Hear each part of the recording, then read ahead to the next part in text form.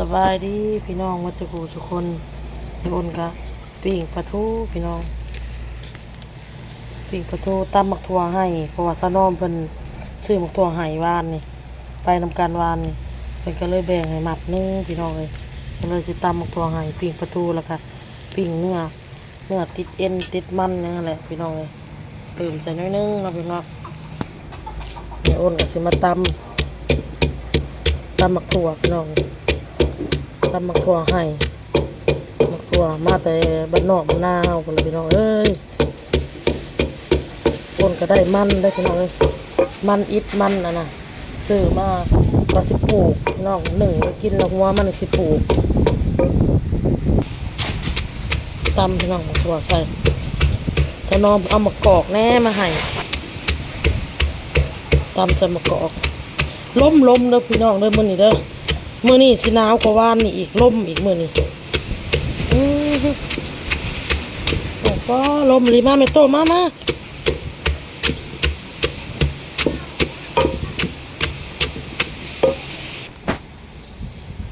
มือหน่อยมันแข็งลูกมันแข็งบ่กินเนี่ยกินปลาแม่เอาปลากิน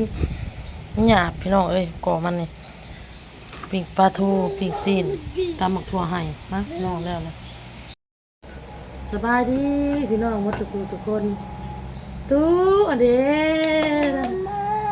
ตู้นี่แม่เอาให้ลูกตู้กันตู้โอ้ยลูกหมา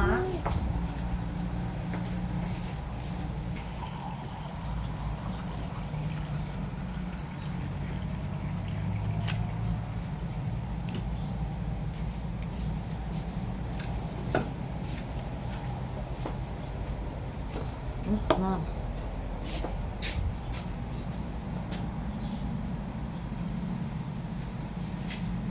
อยากโน่มันอยากเป็นนี่ได้พี่น้อยกล่องนี่ก็ได้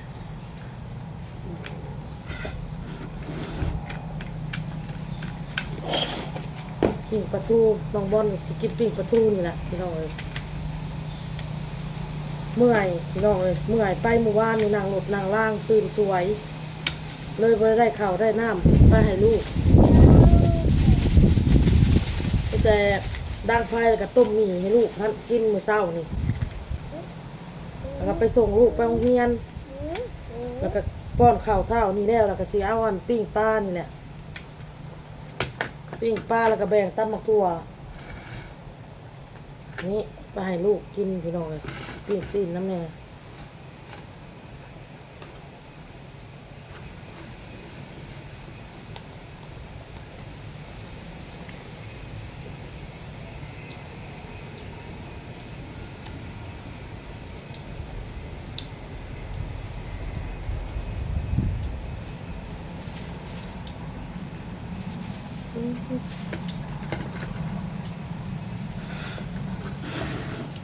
ตำหมักถั่ว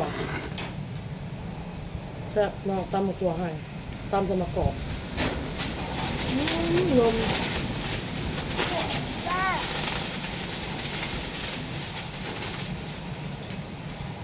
รู้ว่า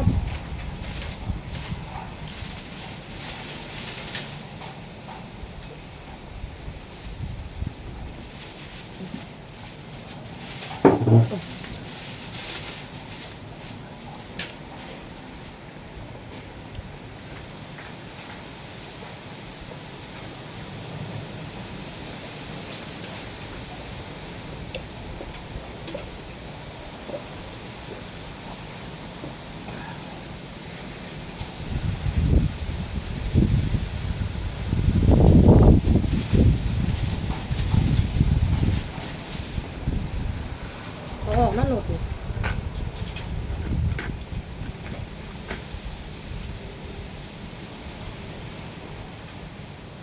คันโมไฮลินหลดมานี่ครับ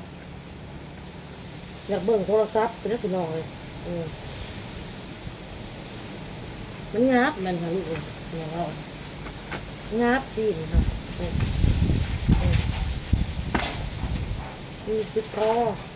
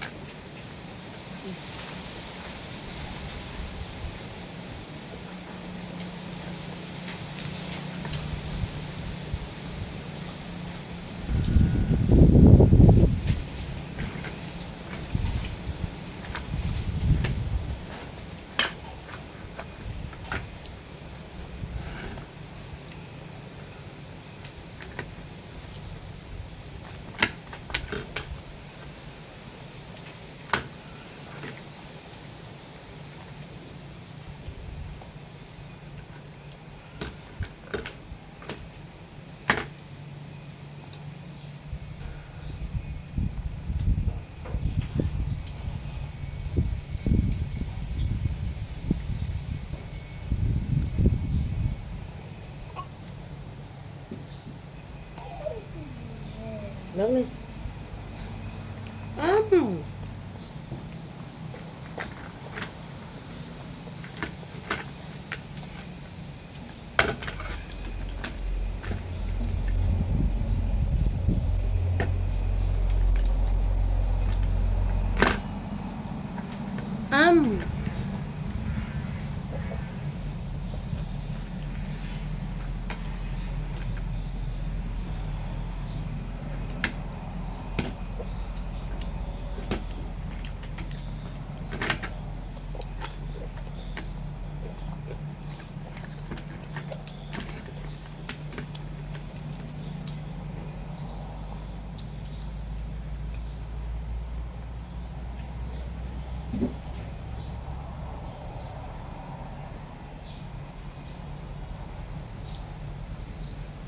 จะไปไซส์มันหน่อยหรือว่าสักเครื่องมันเนี่ยถ้าครัวล่างบวงกับเมียนสิ่งเมียนเงินเมียนซ่านมันสะอาดตลอด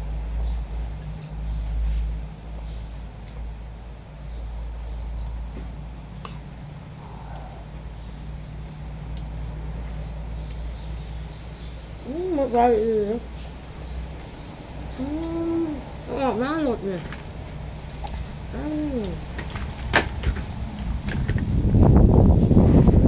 ออกหน้าหลดเลย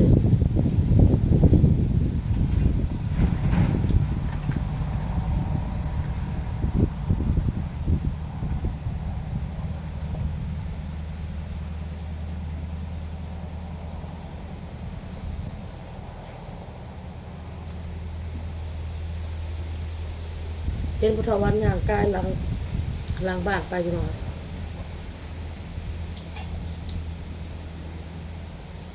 ต้องไปค่ะซื้อผ้าน้ำพักแพ้วกับกดแส่น้ำไว้2-3 มื้อละออกหักแล้วจะบอกเลย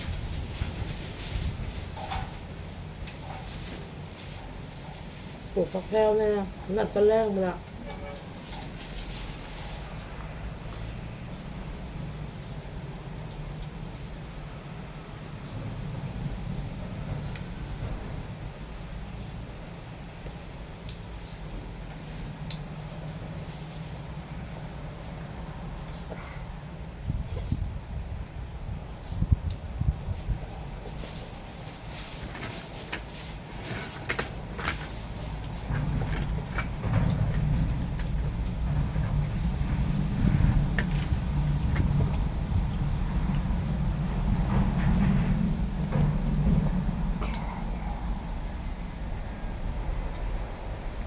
ก็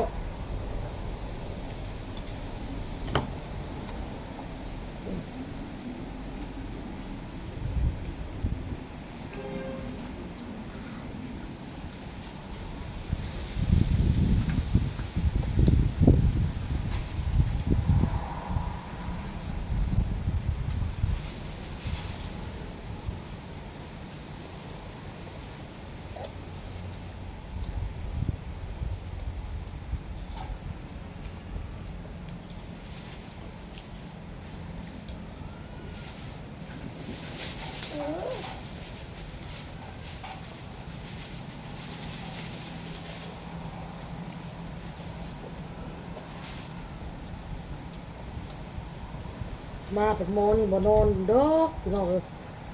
เสือบรับเสือบตื่นน้ำลูกตื่นขึ้นมาบัดยังบ่นอนตื่นขึ้นมายังบ่นอนยังเล่นอยู่พอนอนแล้วก็เหนื่อยเด้อมื้ออื่นตื่น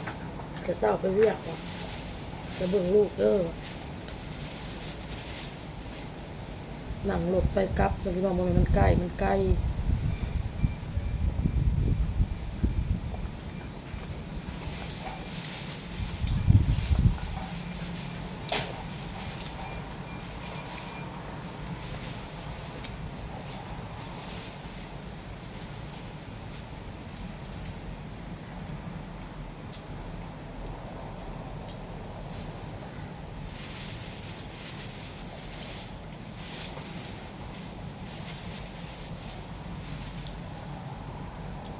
นี่ยนี่อยากไปปะไว้อยู่ด้านรถ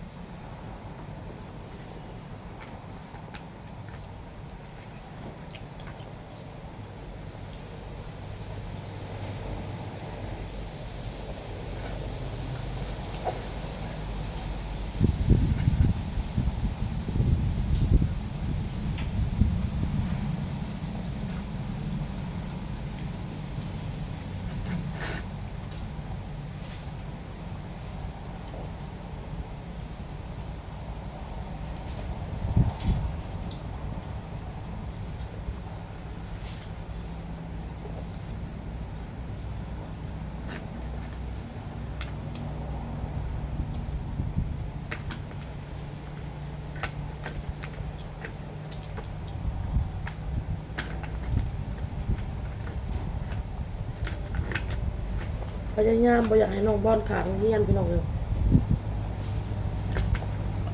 พยายามไม่รอดได้เรียนเมื่อเช้านี่ก็ถือแม่ให้ครับ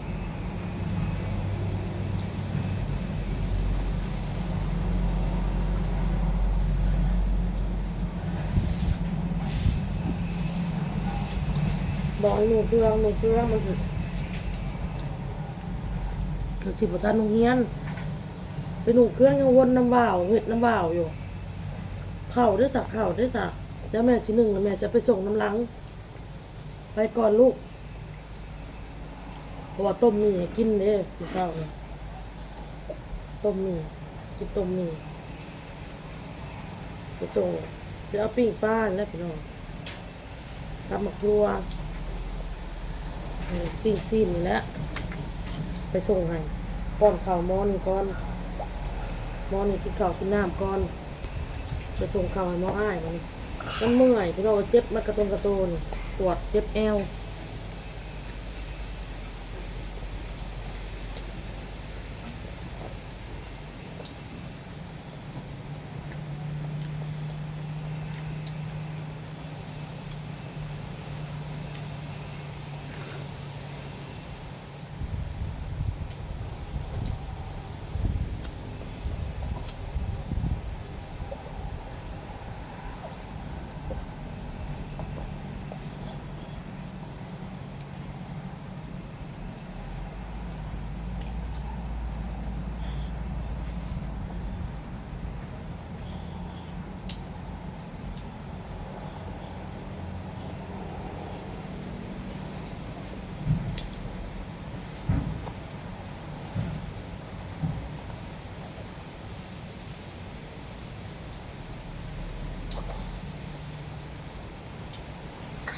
อืม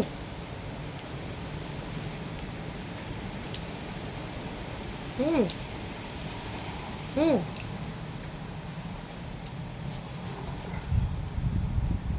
มก็มา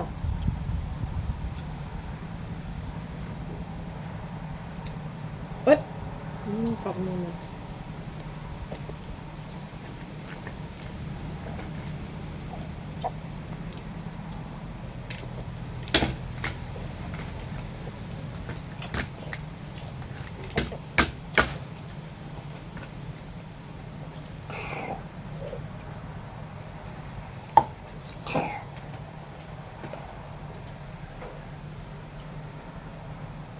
ข้าวสวรรค์หน่วยเสียชื่อปลาดุกมา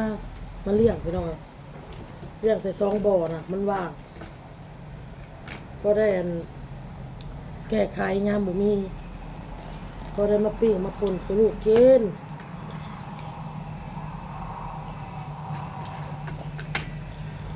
ข้าวสวรรค์ยามใดก็ลืม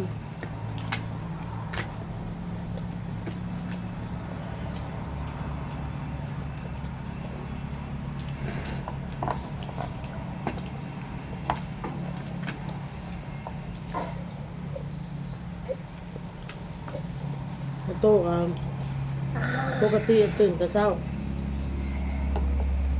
สงสัยเมื่อยเช้าเนี่ยนะนอนแค่นอนว่า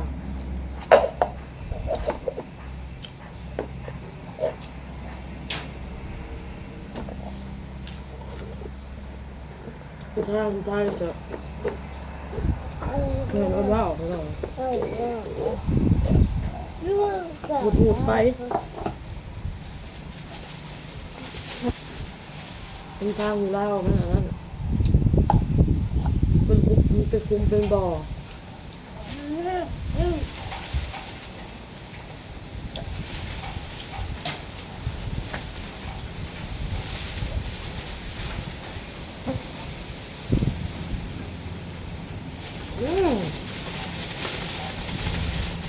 เขาเก่งเขาโต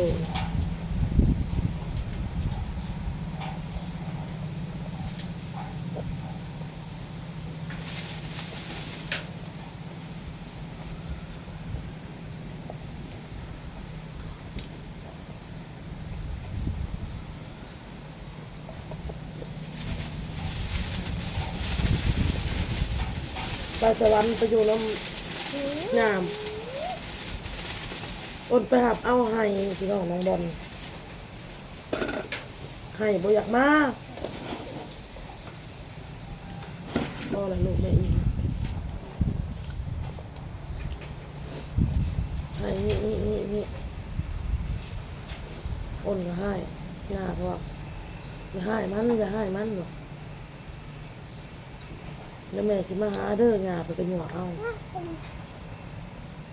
การเรียนน่ะมันบ่อยากได้เดี๋ยวมันตกนะครูกันว่าเลยบ่อยากให้ลูกขาดตั้งใจ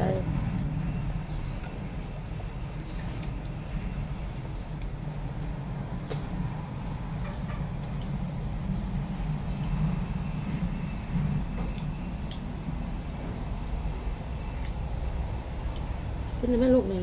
ทำข่าวแล้วไปแหละพี่น้องคิมนี่กับพ่อกับคิมหนาเด้อพี่น้องสบายดีทุ